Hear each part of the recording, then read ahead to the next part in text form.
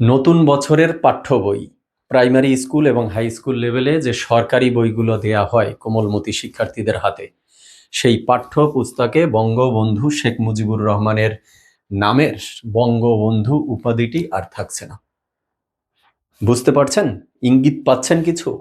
আমি এর পূর্বে কয়েকটা পর্বে আপনাদের সাথে আলোচনা করেছিলাম যে ২৪-এর আন্দোলন বা ২৪-এর অভ্যুত্থানের পর যে একটা রাজনৈতিক পট পরিবর্তন হয়েছে, এরপরে একটি মহল উঠে পড়ে লেগেছে স্বাধীনতার সংগ্রাম, স্বাধীনতার যুদ্ধ, আমাদের মুক্তিযুদ্ধের ইতিহাস, এই দেশের স্বাধীনতা, এই দেশের সার্বভৌমত্ব ম্লান করে দেওয়ার জন্য, মুছে ফেলার জন্য, ইতিহাসকে বিকৃত করার জন্য। এর পূর্বে আমি আপনাদের দেখিয়েছিলাম যে বিসিএস এর একটি রিটার্ন পরীক্ষার প্রশ্নে সেখানে দখলদার বাহিনী লেখা হচ্ছে সেই পাকিস্তানি হানাদার বাহিনীর বিপরীতে, এবং মুক্তিযুদ্ধের বিপরীতে এখানে প্রতিরোধ যুদ্ধ লেখা হয়েছে। দেখুন, আমি জুম করে দেখাচ্ছি। এটা নিয়ে এর পূর্বে আলোচনা করেছিলাম। তার মানে ঘটনাগুলোর যোগসূত্র আপনারা খুঁজে পাচ্ছেন কিনা? বা এই যে ওসমান হাদির হত্যাকাণ্ডকে কেন্দ্র করে তারপরে ঢাকা বিশ্ববিদ্যালয়ে একটা হলের নাম পরিবর্তন করা হয়েছিল, নিশ্চয়ই আপনারা জানেন। ঢাকা বিশ্ববিদ্যালয়ের বঙ্গবন্ধু হলের নাম বদলে শহীদ ওসমান হাদি হল লেখা হয়েছে। কিন্তু আমার কথা হলো, ঢাকা বিশ্ববিদ্যালয়ে তো অনেকগুলো হল রয়েছে, অনেকগুলো একাডেমিক ভবন রয়েছে, অনেকগুলো গেট রয়েছে, তোরণ রয়েছে। সবকিছু বাদ দিয়ে বঙ্গবন্ধু হলের উপরই আক্রমণটা কেন? বঙ্গবন্ধু হলের নাম মুছেই ওসমান হাদির নাম লিখতে হবে কেন? আর কোথাও জায়গা ছিল না?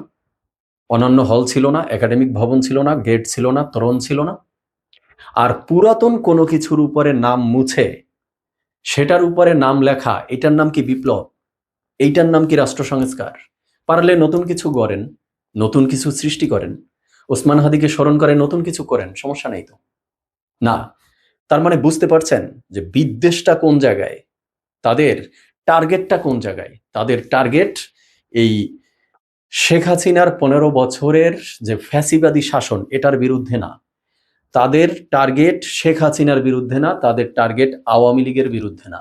তাদের আসলে মূল টার্গেট হলো বঙ্গবন্ধু শেখ মুজিবুর রহমান, তাদের টার্গেট হলো ১৯৭১, তাদের টার্গেট হলো এদেশের স্বাধীনতা, তাদের টার্গেট হলো এদেশের মুক্তিযুদ্ধ, মুক্তিযুদ্ধের ইতিহাস। এগুলোকে তারা মুছে দিতে চায়। আচ্ছা, এই যে ২৪-এর অভ্যুত্থান, এই আন্দোলনটা শুরু থেকে শেষ পর্যন্ত এই হিস্ট্রি পাঠ্য বইতে যুক্ত হয়েছে না? হয়েছে তো। কোন কোন আন্দোলনের মধ্য দিয়ে, কোন কোন প্রেক্ষাপটে এটা একটা অভ্যুত্থানের রূপ নিয়েছে, কখন কত তারিখে শেখ হাসিনার সরকার পালিয়ে যেতে বাধ্য হয়েছে, কারা কারা জীবন দিয়েছে, কারা পঙ্গুত্ব বরণ করেছে, কারা এই অভ্যুত্থানের মাস্টার মাইন্ড, কারা এই অভ্যুত্থানের নেতা, কারা কি স্লোগান দিয়েছে, সব হিস্ট্রি পাঠ্য বইতে আছে না? আছে তো। কেউ কি এর কোনো বিরোধিতা করেছে? আমার জানা মতে এখন পর্যন্ত কেউ এ নিয়ে কোনো বিরোধিতা করেনি। তাহলে সেই পাঠ্য বইতে ১৯৭১ আমাদের মহান মুক্তিযুদ্ধ, আমাদের স্বাধীনতার সংগ্রাম, আমাদের মুক্তিযুদ্ধের নেতাদের উল্লেখ করতে গিয়ে এত কার্পণ্য কেন? কেন মুক্তিযুদ্ধকে লিখতে হবে প্রতিরোধ যুদ্ধ? কেন বঙ্গবন্ধু শেখ মুজিবুর রহমানের নাম থেকে বঙ্গবন্ধু নামটা সরিয়ে দিতে হবে? এগুলো আসলে কিসের লক্ষণ? এবার আসি ডিরেক্ট হিট দ্য পয়েন্টে। Hit the point number 1। এই মহলটি বা এই গোষ্ঠীটি আসলে কারা? গোষ্ঠীটি কারা চলুন কিছু চিত্র সহকারে আমরা একটু বোঝার চেষ্টা করি। কিছুদিন আগে এক ওয়াজ মাহফিলে এই বিশাল মাওলানা সাহেব কি যেন বলেছিল, শুনেছিলেন আপনারা?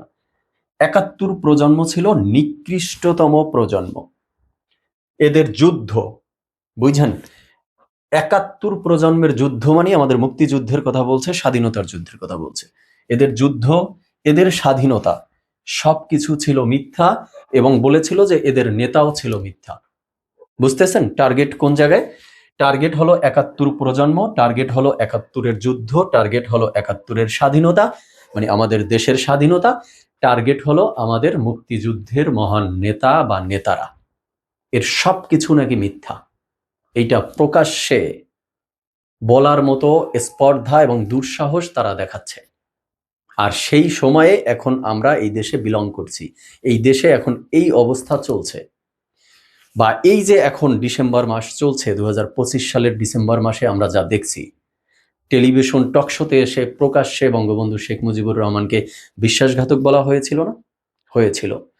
একজন বিশাল মাপের ব্যক্তি বলেছিল না যে আমি এই 16ই ডিসেম্বরের বিজয় দিবস আমি মানি না, রাষ্ট্রকে নতুন করে আলোচনা করতে হবে।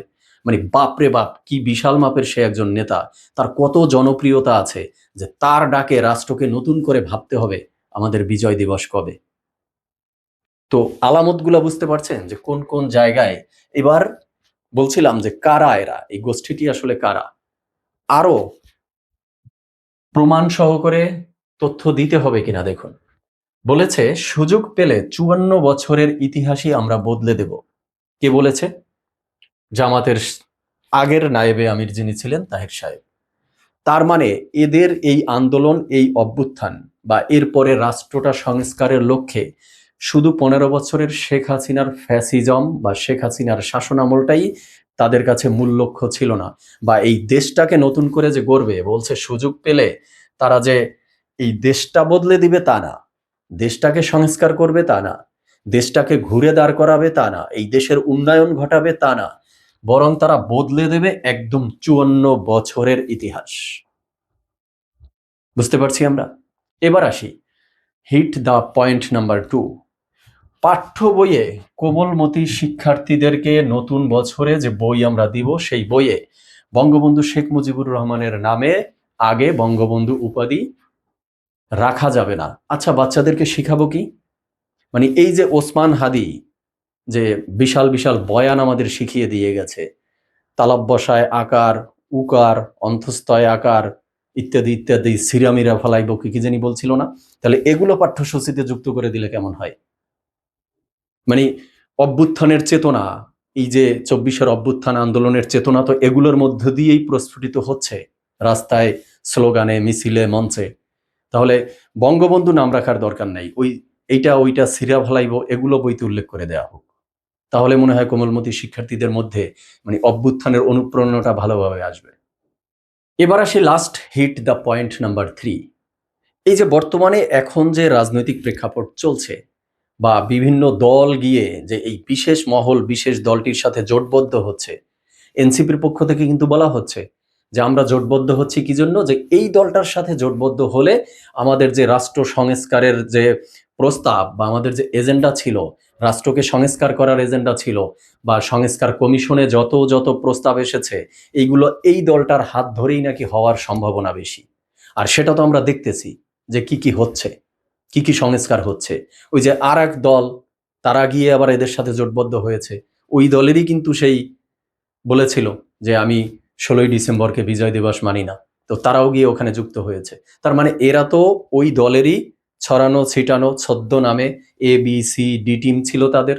তো তারা এখন সবাই গিয়ে এক জায়গায় হয়েছে, আর এক জায়গায় হয়ে যেই সংস্কারটা এখন করবে সেই সংস্কারের নমুনা অলরেডি আমরা এখন দেখতে পাচ্ছি।